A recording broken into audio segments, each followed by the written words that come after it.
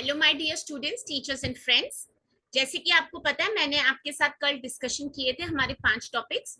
तो आज हम नेक्स्ट टॉपिक को लेके आगे चलते हैं। अगर आपने मेरी वो प्रीवियस सेशन नहीं देखी तो पहले आप वो देख लीजिए और फिर ही आगे बढ़िए। ठीक है। तो अब हमें पता है हमारा एग्जाम 18 जून का है। एग्जाम आगे पोस्टपोन हो या कभी भी हो, हमारी प्रिपरेशन स्ट्रांग रहनी चाहिए। ठीक है। तो अब हम बात करते हैं यूनिट नंबर 6 लॉजिकल रीजनिंग की।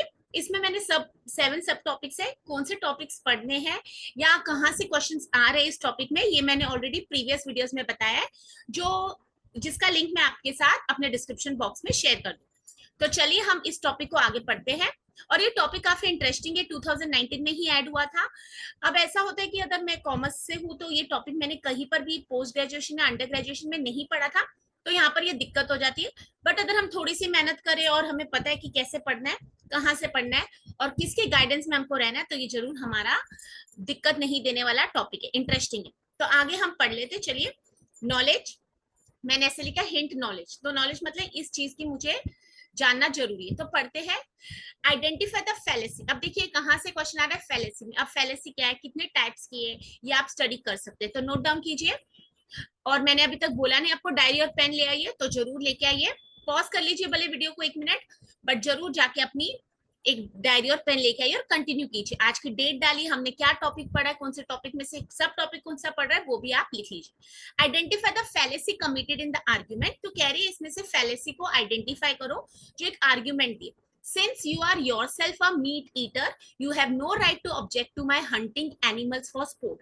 ठीक है। अब कोई दो लोग होंगे, वो बात कर रहे हैं, तो एक बंदा दूसरे को बोल रहा है since you are yourself a meat eater, आप खुद मीट खाते हैं, मतलब आप नॉन वेजिटेरियन हैं, तो आपके पास कोई हक नहीं है कि अगर मैं एनिमल्स को हंटिंग से अगर मार देता हूँ और मैं उसको एक स्पोर्ट एक्टिविटी कंसिडर करूँ। तो देखिए ये बात है, एक स्टेटमेंट दिए, कोई किसी को कुछ बता रहा है, तो इसको कौन सी फैलेसी बोला जाता है।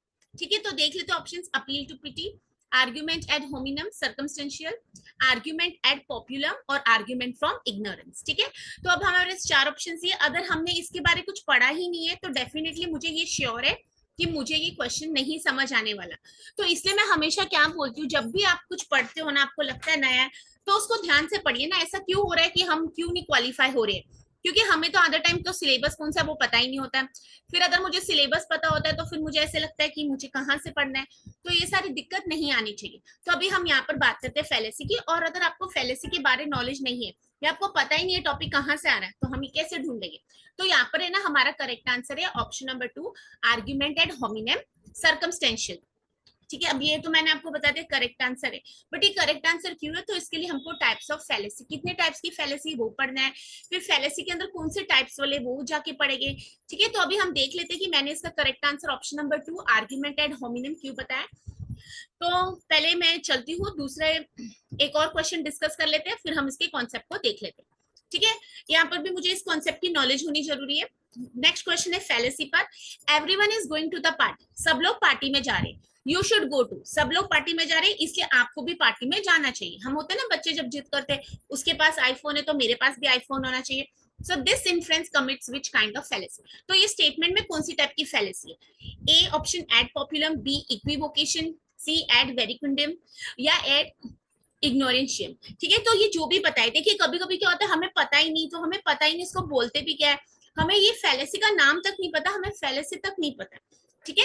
तो यहाँ पर इसका करेक्ट आंसर क्या होना चाहिए, अगर आपने गेस किया तो आप मुझे कमेंट में लिख के बता सकते हैं। तो यहाँ पर इसका करेक्ट आंसर है एड पॉपुलर। ठीक है। तो अभी फिलहाल के लिए अगर हम ये दो फैलेसी की बात करें, यहाँ पर मैंने आपको करेक्ट आंसर बताया आर्ग्यूमेंट एड होमिनम, और यहाँ पर मैं आपको करेक्ट आंसर बता रही हूँ एड पॉपुलर। तो देख लेते हैं। अब एड होमिनम जो पहले वाली फैलेसी है, इसमें क्या एक्सप्लेनेशन है, when someone attacks a person instead of the argument. तो यहाँ पर हम क्या कर रहे हैं, देखिए हम अपने आप को जस्टिफाई कर रहे हैं क्योंकि हम हंटिंग कर एनिमल्स की स्पोर्ट्स के लिए, जो कि गलत है। तो हम क्या कर रहे हैं, हम वो किसी को एक्सप्लेन कर रहे हैं, तो मैं ना उस बंदे को अटैक करूं, मतलब मैं कह रही हूँ तू खुद तो नॉनवेज खाता है और तू मुझ पर कैसे ऑब्जेक्शन उठा रहा है। ठीक है। तो यहाँ पर हम क्या कर रहे हैं, हम बंदे को टारगेट कर रहे हैं। I am targeting the person, I am blaming him that you yourself are a meat eater, then how you can object to my wrong doing. हुआ था ना, जो गलत काम करता है उसको कैसे, हम खुद भी गलत काम कर रहे तो दो लोग गलत काम कर रहे तो एक दूसरे को टोकेगी नहीं। तो यहाँ पर भी when someone attacks a person, हम आर्ग्यूमेंट को, हम सिचुएशन को नहीं कर रहे, हम किसी चीज को नहीं, हम अटैक कर रहे उस पर्सन को कि तू खुद तो मीट खाता है और तू बड़ा है मुझको बोलने वाला कि तू मेरी हंटिंग मुझे नहीं करनी चाहिए। ठीक है, तो आपको समझ आया।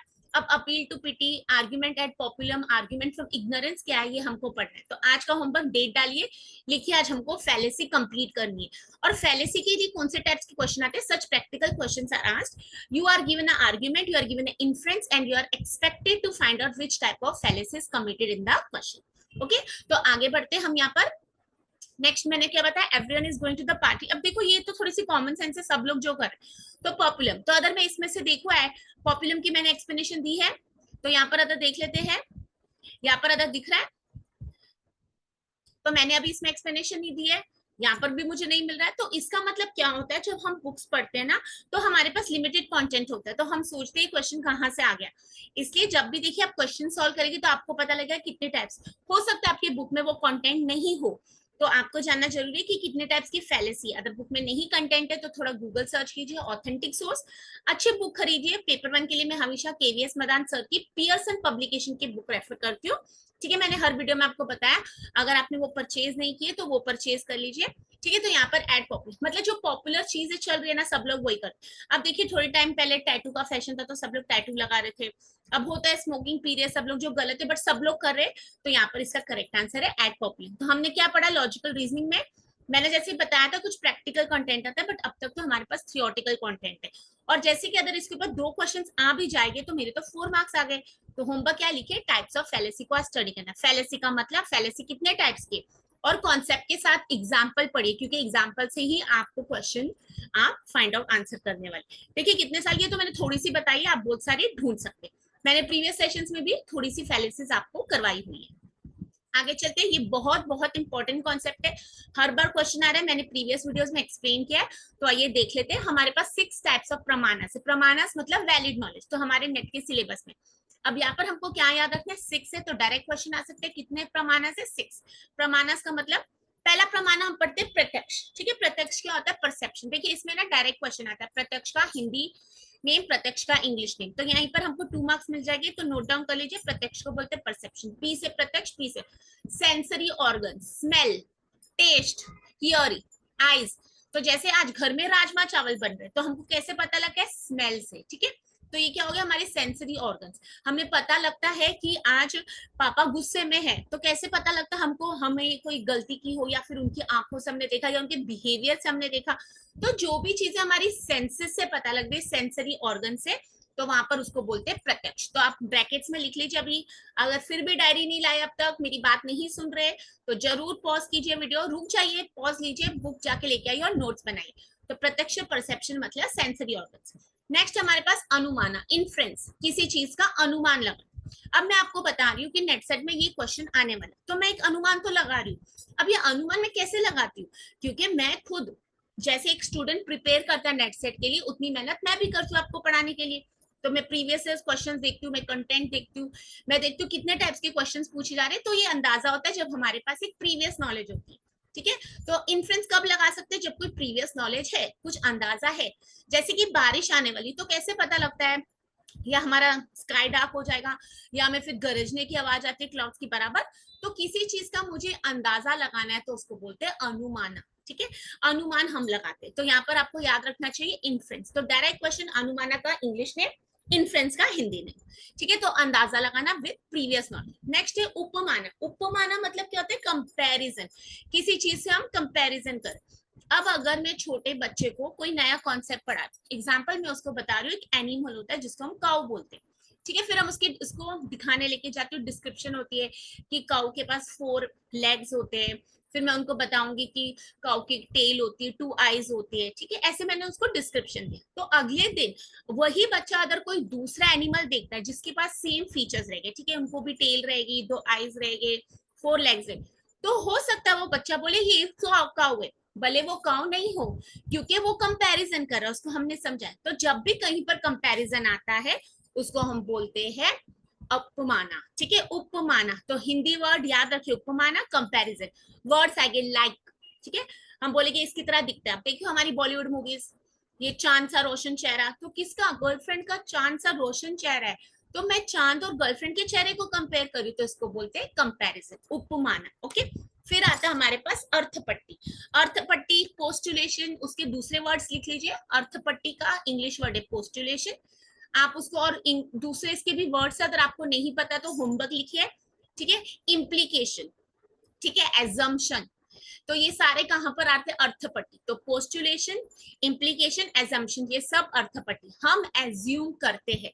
अब है ना एनटी का फेवरेट क्वेश्चन है, बहुत बार पूछा जाता है। एक लड़का मोटा है, वो है ना कहता है वो रात को नहीं, वो दिन में नहीं खाता है, ठीक है, तो वो फिर भी मोटा है, तो अब क्या एजम्पशन लगाएगी, हम ये एजम्पशन लगाएंगे कि वो रात को खाता होगा, जबकि वहां पर क्वेश्चन में ऐसा कहीं नहीं लिखा है।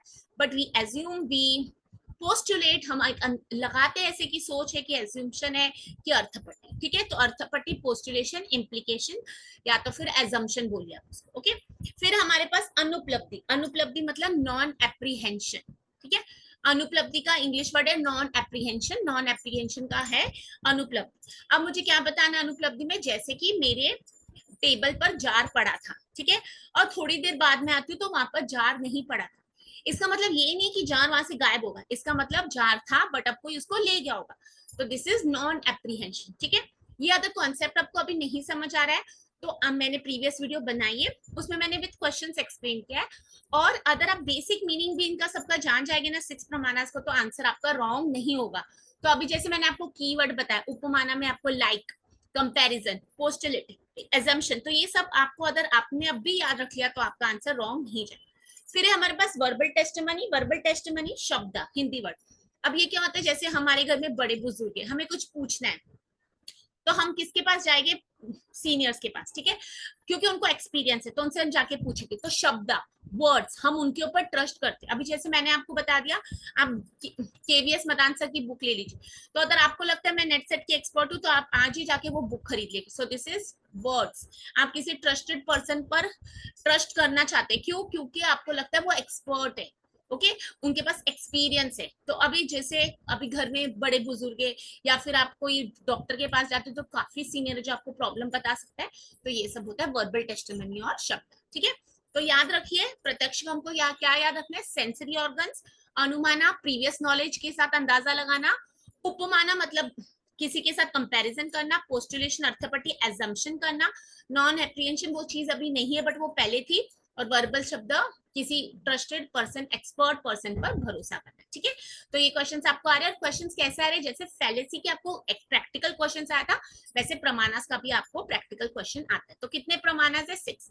अब प्रमाणा पढ़ लिया, क्या अप्रमाणा हमारा सिलेबस में, वो आज आप चेक कीजिए, ठीक है। आगे बढ़ते हैं, अब आ जाते हैं हम नेक्स्ट मॉड्यूल पर। यहाँ पर डेटा इंटरप्रिटेशन है, डीआई फिक्स 5 क्वेश्चन रहते हैं, ठीक है। अब यहाँ पर हमारे पास जो फिक्स 5 क्वेश्चन है ना, यहाँ पर बहुत स्कोरिंग है, और जैसे कि मैंने आपको बताया था, अगर ये कंटेंट मुझे स्कोरिंग लगता है तो मुझे घर पर जब भी प्रैक्टिस करनी है उसको मुझे कैलकुलेटर के बिना प्रैक्टिस करनी है, ठीक है। कभी कभी पाई डायग्राम आता है, कभी ग्राफ आता है, and trust me, even if you don't know how to solve a few difficult questions, but there will be at least 2 questions in this concept, in this data interpretation, that you will be able to solve without even using the formula. that कभी कभी पाई diagram में तो आंखों को देख के पता लग जाता है कि कौन सा ज्यादा है कौन सा कम है, ठीक है। फिर पाई डायग्राम अगर है तो 360 डिग्री वाला एंगल का कॉन्सेप्ट पता होना चाहिए। बार ग्राफ अगर आपको दिख रहा है सबसे हाईएस्ट प्रोडक्शन पूछिए तो किसके, तो वो तो बार देख के ही पता है, ठीक है। तो यहाँ पर हमें ना कुछ चीजें इजी लगती है, और एक ऐसा क्वेश्चन होता है जिसमें आपको पूरा डेटा इंटरप्रिटेशन को कैलकुलेट करना है, मतलब जो भी दिया उन्होंने सब ईयर्स को। बट मेरी क्या सजेशन है, अगर वो एक क्वेश्चन 2 मार्क्स के लिए आपको अपने 10-15 मिनट देने पड़ रहे, तो इज इट वर्थ इट? तो understand, I always repeat, make और डिजाइन योर ओन स्ट्रेटेजी, ठीक है। अपनी सक्सेस ढूंढिए, how I am going to. अब जैसे मुझे अभी इस बार पता ऑफलाइन पेपर आने वाले, ठीक है, तो मैं पलट के पेज रिटर्न आ जाऊंगी। कभी कभी ऑनलाइन में क्या हो रहा था, हम भूल जाते थे हमने क्वेश्चन को मार्क किया कि नहीं आंसर, तो यहाँ पर आपको याद रखना है कि आपने क्वेश्चन ब्लैंक रखा था। अब जैसे if I don't like data interpretation, but वो पहला क्वेश्चन है तो उसमें डरने की बात नहीं है, 5 क्वेश्चंस को स्किप करो, start your paper from 6 question, but remember you have not attempted data interpretation, so in the end when you are going to get time you come back to data interpretation, ठीक है। जो solve कर सकते हो easily solve करो, जो नहीं होता उसके लिए घबराना नहीं है, ओके। अगर आपको पीपल डेवलपमेंट एंड एनवायरनमेंट अच्छा नहीं लगता, आपने इस पर मेहनत की है, तो याद रखिए आप इसको स्कोरिंग तभी बना सकते हो जब आपको कॉन्सेप्ट समझ आता है, क्वेश्चन की लैंग्वेज समझ आती है, और time management is very important. If I am giving 10 minutes to only 1 question, then somewhere I am losing my marks in other topics. तो ये आपको याद रखना जरूरी है, ठीक है। इसके बहुत सारे आपको प्रैक्टिस चीजें मिल जाएगी, इजीली आपको कहीं से भी मिल सकते हैं बुक्स में, ऑनलाइन। तो आप वो प्रैक्टिस करते हैं, जितना ज्यादा प्रैक्टिकल क्वेश्चंस की प्रैक्टिस करेंगे उतना आपका सॉल्यूशन हो जाएगा, ठीक है। यहाँ पर मैंने जो अभी तक बोला वो लिखा हुआ है, आपको चाहिए तो स्क्रीनशॉट ले सकते हैं। मैं 2 मिनट रुक जाती हूँ और फिर हम आगे बढ़ते हैं नेक्स्ट मॉड्यूल के साथ।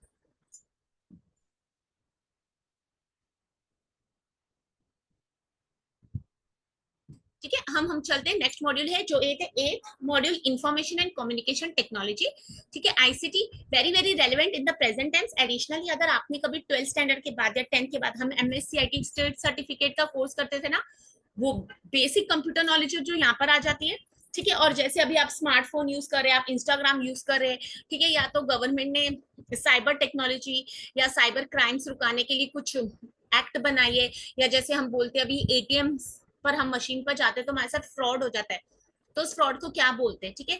या ई वॉलेट्स क्या है, या फिर अगर मैं पेटीएम यूज कर रही हूँ, या फिर आरबीआई का कोई ऐप है, तो ये सारे क्वेश्चंस इस कंटेंट से रिलेटेड है, ठीक है। सिलेबस तो बहुत छोटा सा दिखता है, अब एब्रीवेशंस तो आ ही जाते हैं, टर्मिनोलॉजी भी एक आ जाती है।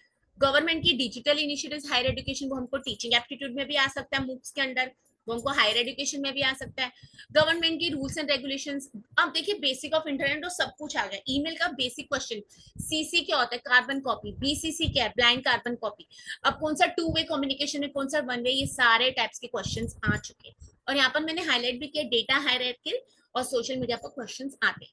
तो not necessary this questions will be covered in your book, but definitely when you keep your ears and eyes open, recent awareness, अभी क्या चल रहा है आईसीटी में, ये सारे क्वेश्चंस आते। और सपोज आप कंप्यूटर साइंस या आईटी बैकग्राउंड वाले या आपकी स्पेशलाइजेशन थी, तो ये तो आपके 10 मार्क्स पक्के।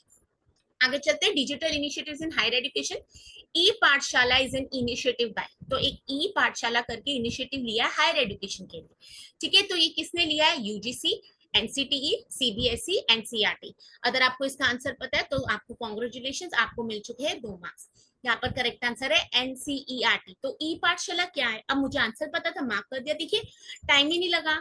तो यहाँ पर अगर मुझे, अब ये क्वेश्चंस कैसे है ना, पढ़े हो तो तभी आएंगे, ऐसे तीर तुक्का नहीं लग सकता। तो आगे देख लेते हैं। अब नेक्स्ट टाइम यूजीसी के कोई इनिशिएटिव्स पर क्वेश्चन आएगा, एनसीटी क्या है वो क्वेश्चन आ सकता है, सीबीएसई क्या है, सीबीएसई के अलावा कौन से बोर्ड है, ऐसे क्वेश्चंस भी बन सकते हैं। तो थोड़ा सा पढ़ लेते हैं एनसीईआरटी टेक्स्ट बुक, ई पाठशाला।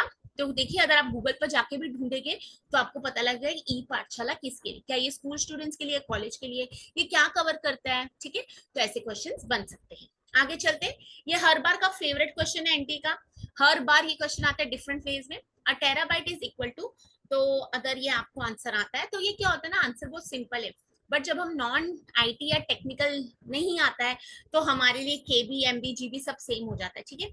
तो केबी छोटा है, फिर एमबी बड़ा है, फिर जीबी है कि टीबी है, ये हमको याद नहीं रहता, ठीक है। तो यहाँ पर हमारे पास करेक्ट आंसर क्या होना चाहिए, कोई मुझे बता सकता है। Very good, correct answer is B, 1024 gigabytes, ठीक है। तो ये देखिए, इसको पढ़ लीजिए, how many MBs are there. तो किलोबाइट्स में कितने होते हैं, मेगाबाइट्स में कितने होते हैं, गीगाबाइट्स में कितने होते हैं, टेराबाइट्स में कितने होते हैं। तो ये क्वेश्चन, पहले हमारे पास bytes, bits, bytes, kilobytes, megabytes, gigabytes, terabyte. Terabyte के ऊपर क्या क्या पेंटाबाइट है, वो आप आज होमवर्क करिए, हर बार ये क्वेश्चंस आते ही आते हैं। आगे चलते हैं, मैंने यहाँ लिखे कॉमन सेंस, ठीक है। कॉमन सेंस, अब मतलब कॉमन सेंस यूज कर सकते हैं, तो देख लेते हैं। Aim of vocationalisation of education, vocational education, अगर आप कॉलेज में भी पढ़ा रहे हैं, आप स्टूडेंट रह चुके हैं, आपको पता है वोकेशनल कोर्सेज रहते हैं। अब वोकेशनल कोर्सेज का मकसद क्या है, क्या हमें पता है, तो पढ़ते हैं। न्यू एजुकेशन पॉलिसी में वोकेशनल कोर्सेज को बहुत ज्यादा इंपॉर्टेंस दिया है। ऑप्शंस रीड कर लेते हैं। First, emphasising on vocational education, then on regular general education. ऐसा तो कभी हुआ है क्या कि हम वोकेशनल एजुकेशन को ज्यादा इंपॉर्टेंस देके अपनी रेगुलर पढ़ाई छोड़ दिए, नहीं, तो ये गलत आंसर है। Gradually converting general education to vocational, हम ऐसा भी नहीं कर रहे। रेगुलर एजुकेशन अपनी जगह पर है और वोकेशनल अपनी जगह पर है। Making education job oriented, you want to make education job oriented, you want people to be ready for the industry, you want to impart them skills so they get they have easy access to the jobs, I'll say. तो फिर आगे पढ़ते हैं, preparing students for a vocation along with regular general. So all among all this, option number 4 is most suitable. So aim of vocationalization क्या है, we are preparing students for a vocation along with regular general. तो मैं regular पढ़ाई नहीं छुड़ा रही हूँ और सिर्फ वोकेशन पर ये नहीं दे रही इंपॉर्टेंस। तो अब आपका होमवर्क है, वोकेशनलाइजेशन का मतलब क्या है? Is it learning and earning together? कुछ ऐसे स्किल्स बच्चों को दे जैसे कार रिपेयरिंग, या फिर मैं बोलूँ मोबाइल रिपेयरिंग, टेलरिंग। ये सारी चीजें क्या हमको हेल्प कर सकती है अर्निंग के लिए? क्या घर बैठे बैठे हम पैसा कमा सकते हैं अगर बाई चांस हमको जॉब नहीं मिली? तो इसके ऊपर आज थोड़ा सा आप होमवर्क कीजिए, ठीक है? फिर आगे बढ़ते हैं। आई होप सो आप मेरे साथ है, डायरी और पेन आपके साथ है, और आपने मेरी प्रीवियस वीडियोस नहीं देखी है तो आप प्लीज उनको भी चेक कर लीजिए। आगे बढ़ते हैं। Some of the largest and the most successful digital libraries. तो क्वेश्चन किस पर आ रहा है? डिजिटल लाइब्रेरीज पर, ऑनलाइन, ठीक है? इसमें से पूछे सक्सेसफुल डिजिटल, मतलब लाइब्रेरीज के नाम है। लाइब्रेरी जैसे हमारी फिजिकल लाइब्रेरी, यहाँ पर online.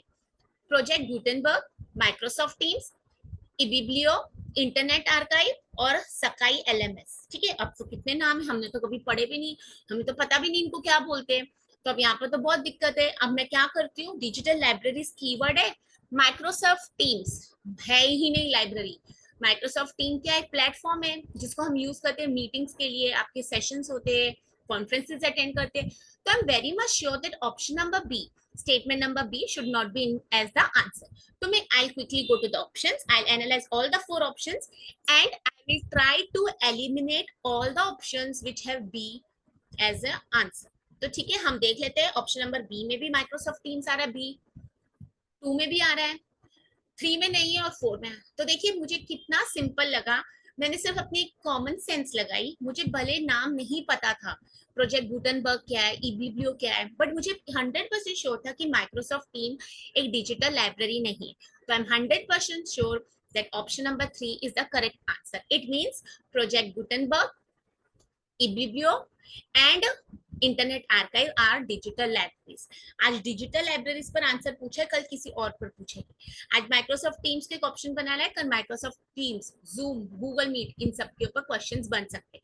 So for this question the correct answer is option number 3। Okay, elimination strategy.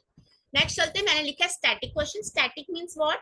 Static मतलब जो सिलेबस अभी बन चुका है उसको चेंज नहीं होने वाला है। मैं हमेशा बोलती हूँ कुछ, अभी जैसे प्रोजेक्ट गुटेनबर्ग था ना, हो सकता है थोड़े टाइम बाद ये लाइब्रेरी नहीं हो, तो ये चेंज हो सकता है। बट ये स्टैटिक क्वेश्चन क्या ऑलरेडी हो चुका है, अब चेंजेस होने के इसके चांसेस नहीं है। तो पढ़ लेते हैं। Which of the following electronic technologies is the key technology for making the first generation computers? तो आपको पता है first generation, second generation, 2G, 3G, 4G, 5G, ठीक है?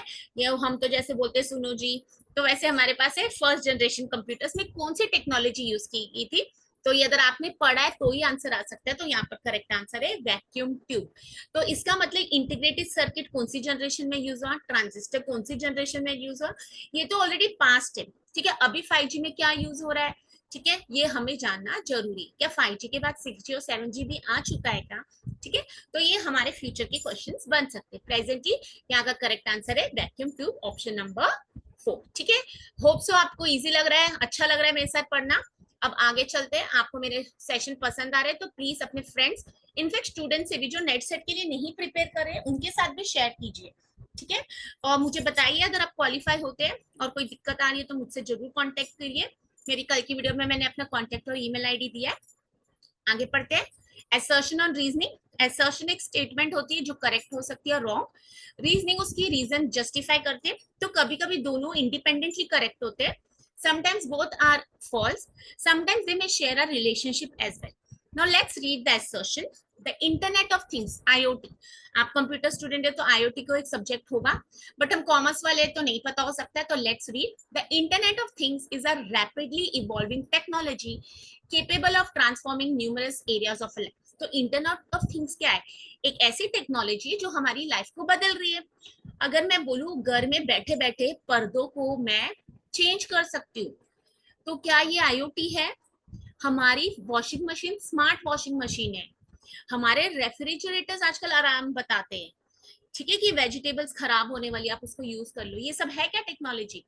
जानते हैं। देखिए फिर रीजन क्या बताया, there are no issues of security, compatibility and data privacy associated with IoT.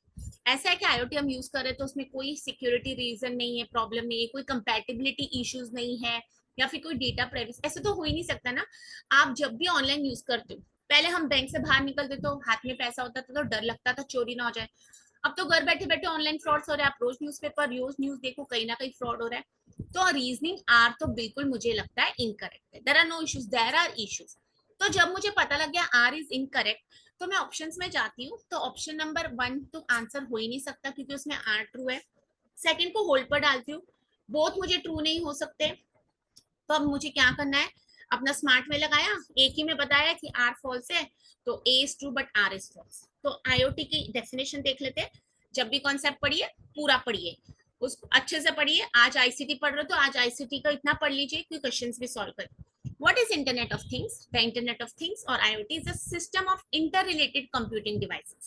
तो अंडरलाइन कर लीजिए, ये एक सिस्टम है interrelated computing device, mechanical and digital machines, objects, animals और people that are provided with unique identifiers. तो इनके पास यूनिक आइडेंटिफायर्स होते हैं, जैसे हमारे पास क्लासरूम में रोल नंबर होता है, and the ability to transfer data over a network without requiring human to human और ह्यूमन टू कंप्यूटर इंटरेक्शन। ठीक है, तो इसमें क्या एबिलिटी है, डेटा ट्रांसफर हो जाएगा कोई नेटवर्क यूज करके, बट उसमें ह्यूमन टू ह्यूमन और ह्यूमन टू कंप्यूटर इंटरेक्शन की जरूरत नहीं है। तो आज आपका होमवर्क है आईओटी क्या है, आईओटी के एग्जांपल्स क्या है। जैसे मैंने आपको बोला स्मार्ट रेफ्रिजरेटर, स्मार्ट मशीन, क्या वो आईओटी है, आज आपको वो होमवर्क करना है। ठीक है, so here the correct option is 2, A is true but R is false.